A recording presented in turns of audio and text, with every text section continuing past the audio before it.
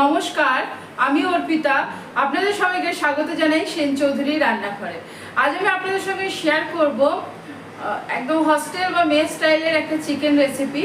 চলুন দেখে নেওয়া যাক হস্টেল বা মেস স্টাইলের যে চিকেন রেসিপিটা বানাতে আমার কী কী লাগছে এবং আমার এটা আমি এটা কীভাবে বানাই সেটাই আমি আপনাদের সঙ্গে শেয়ার করি। দেখুন, এই চিকেনটা বানাতে অবশ্যই আমার লাগছে চিকেন। এখানে আমি এই 550-600 গ্রাম মতো আমার চিকেন আছে। লাগছে আলু, একটা গোটা টমেটো, এখানে আমি নিয়েছি 3টে বড় সাইজের পেঁয়াজ, এখানে নিয়েছি আদা, রসুন, হলুদ, নুন, জিরে গুঁড়ো, ধনে গুঁড়ো, টক দই, গোটা কাঁচা লঙ্কা, আর হচ্ছে এখানে কাশ্মীরি শুকনো লঙ্কা যেটা আমি জলে ভিজিয়ে রেখে দিয়েছি, আর এখানে লাগছে আমার ধনে পাতা। চলো রান্নাটা এবার শুরু করা যাক। প্রথমেই আমি একটা মিক্সিং জারের মধ্যে আদা আর রসুনটা একসঙ্গে পেস্ট করে নেব। আদা রসুন পেস্ট করার পর আমি কাশ্মীরি গোটা লঙ্কাটা পেস্ট করে নিচ্ছি, তারপর আবার আপনাদের সঙ্গে আমার কথা হচ্ছে। দেখুন, আমার আদা রসুন বাটা আর এখানে কাশ্মীরি লঙ্কাটা পুরো আমার মিহি পেস্ট হয়ে গেছে। দেখুন, অন্যদিকে আমি কড়াইটা বসিয়ে দিয়েছি। এবার আমি দিয়ে দেবো এর মধ্যে সাদা তেল। তেলটা আমার গরম হয়ে গেছে। এবার আমি আলুগুলো এর মধ্যে তেলের মধ্যে দিয়ে একটু ভেজে নিচ্ছি। আলুর মধ্যে দিয়ে দেবো নুন আর দেবো হলুদ, লাল লাল করে ভেজে নেবো আলুগুলোকে। দেখুন, আলুগুলো ভাজা হয়ে গেছে। এবার আমি আলুগুলো তুলে নিচ্ছি। আলুগুলো আমি তুলে নিলাম।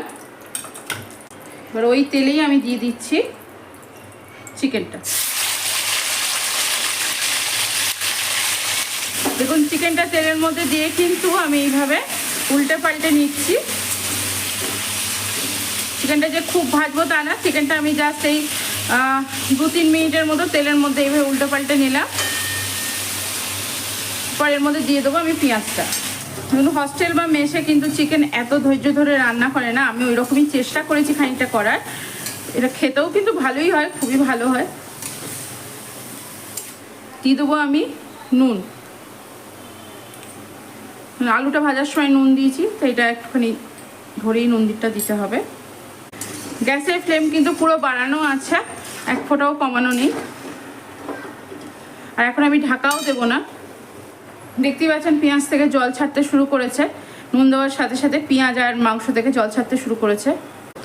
এই মাঝে মাঝে শুধু এরকম করে খুন্তি দিতে হবে। দেখুন, পেঁয়াজটা আমি এই 5-6 মিনিট মতো নাড়ানাড়ি করার পর এই যে জল ছাড়ছে, এই সময় দিয়ে দেবো আদা রসুন বাটাটা। এখানে আদা রসুন বাটা যদি আমি স্পুনের মাপে বলি তো আদা রসুন মিলে এই 2 থেকে আড়াই টেবিল স্পুন মতো আছে। দেখুন, আদা রসুন বাটাটাও দেওয়ার পরও আমি এরকম ছেড়ে দিয়েছিলাম অনেকক্ষণ।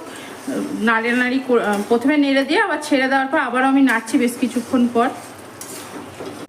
এটাও তাই বেশিক্ষণ কিন্তু নাড়ছি না। এবার আমি দিয়ে দিচ্ছি যে আমি টমেটোটা রেখেছিলাম, সেটা 4 ফলা করে দিয়ে দিলাম। এইভাবে খুন্তির সাহায্যে একটু এই যে জলটা বেরিয়েছে তার মধ্যে এইভাবে আমি ভরে দিলাম, তাহলে এটাও আপনার সেদ্ধ হয়ে যাবে। এবারে আমি দিয়ে দেবো গুঁড়ো মশলাগুলো। প্রথমে দিয়ে দিচ্ছি আমি জিরে গুঁড়ো। এখানে আমি 1.5 টেবিল স্পুন জিরে গুঁড়ো দিলাম, ধনে গুঁড়ো দিলাম 2 টেবিল স্পুন। দেখুন, গুঁড়ো মশলাগুলো দিয়ে ভালো করে আমি নেড়ে নিচ্ছি। গ্যাসের ফ্লেমটা এই সময় একটু কমিয়ে দেবো। দেখুন, এই সময় আমি দিয়ে দিচ্ছি টক দই। টক দই দিয়েই নাড়তে শুরু করে দেবো। এখানেও আমার এখানে টক দইও কিন্তু আছে ওই 1 টেবিল স্পুন মতো, তার বেশি আমি কিন্তু ব্যবহার করিনি। দেখুন, দই দিয়ে খুব ভালো করে নেড়ে দিলাম আমি। যেইটুকু আমি তেল দিয়েছিলাম সবটাই কিন্তু উপরে দেখুন আস্তে আস্তে তেলটা ছেড়ে আসছে। আমার দইটা দিয়ে কষানো হয়ে গেছে। এবার আমি দিয়ে দিলাম হলুদ আর দেবো কালারের জন্য কাশ্মীরি লঙ্কা, যেটা আমি বেটে রেখেছিলাম। আগে আমি ব্যবহার করলাম না হলুদ আর কাশ্মীরি লঙ্কার গুঁড়ো, কারণ দই আর টমেটোতে কালারটা কেটে যেত। সেজন্য দই আর টমেটো দেওয়ার পর আমি দিয়ে দিলাম। যেহেতু হলুদ দিয়েছি, কাশ্মীরি লঙ্কার গুঁড়ো, কাশ্মীরি লঙ্কা বাটা দিয়েছি, আমি গুঁড়ো এখানে ব্যবহার করিনি। আপনারা চাইলে কিন্তু গুঁড়ো ব্যবহার করতে পারেন, আমি বাটাটাই ব্যবহার করলাম। এখন এবার এটাকে আমি ভালো করে একটু হতে দেবো। মাঝে মাঝে শুধু এইভাবে তলা উপর করে একটু খুন্তি দিয়ে দিতে হবে। যেহেতু হলুদ দিয়েছি, এটা কিন্তু বেশ খানিকক্ষণ কষাবে, নাহলে হলুদের একটা গন্ধ যেটা নাকে ঘুরবে। অবশ্য হস্টেল বা মেসে খেলে হলুদের গন্ধ সবেরই গন্ধ থাকে, কিন্তু যেহেতু এটা আমি বাড়িতে বানাচ্ছি, ওদের মতো হস্টেল বা মেসের মতো করে বাড়িতে বানাচ্ছি, সেই জন্য একটুখানি ধৈর্য ধরে। দেখুন এখানে এবার আমি ভেজে রাখা আলুগুলো দিয়ে দিলাম। মাঝখানে কিন্তু আমি 2-3 বার খুব ভালো করে নেড়ে দিয়েছি এটা। আলুগুলো দিয়ে আর একবার কষিয়ে নেবো। দেখুন এবার দিয়ে দিলাম গোটা কাঁচা লঙ্কাগুলো। গোটা কাঁচা লঙ্কাগুলো দিয়েও একবার ভালো করে তেলের মধ্যে নেড়ে নেবো। আমার যে ধনেপাতাটা ছিল সেখান থেকে অর্ধেক দিয়ে দিলাম। দেখুন চিকেনটা আমার খুব ভালোভাবে কষানো হয়েছে। এবার আমি এখানে জলটা দিয়ে দিলাম।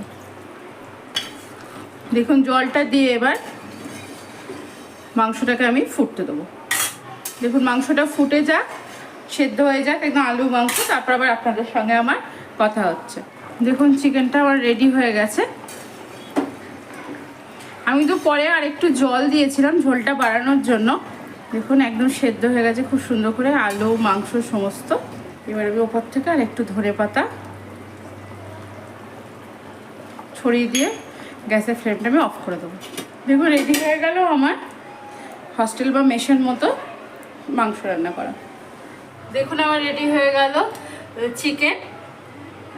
দুপুরের লাঞ্চ বা রাতের ডিনার যেটাই বলবেন একদম জমে যাবে। আজ আমি আপনাদের সঙ্গে শেয়ার করলাম মেস বা হস্টেলের মতো চিকেন রান্না করা। আশা করি আমার ভিডিওটি আপনাদের ভালো লেগেছে। যদি আমার ভিডিওটি আপনাদের ভালো লেগে থাকে অবশ্যই লাইক শেয়ার কমেন্টস করতে ভুলবেন না। চ্যানেলটাকে অবশ্যই সাবস্ক্রাইব করবেন, সাবস্ক্রাইব করে আমার পাশে থাকবেন। আজ এখানেই, ভালো থাকবেন, সুস্থ থাকবেন, আনন্দে থাকবেন, অনেক অনেক সুখে থাকবেন।